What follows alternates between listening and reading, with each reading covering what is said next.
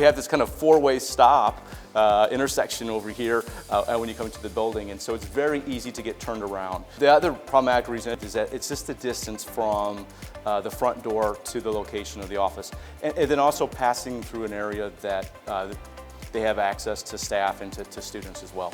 The office location would be moved along with a new front entrance.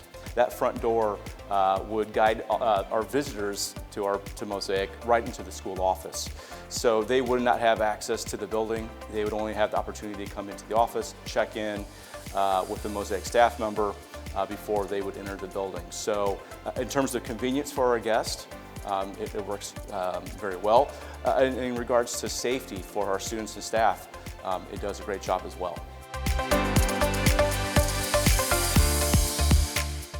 We have 3 levels, and on each level we have stairs.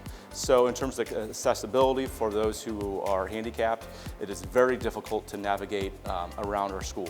Currently, there is no elevator or way to go to the top floor or 3rd floor where our 3rd, 4th, 5th grade students are located.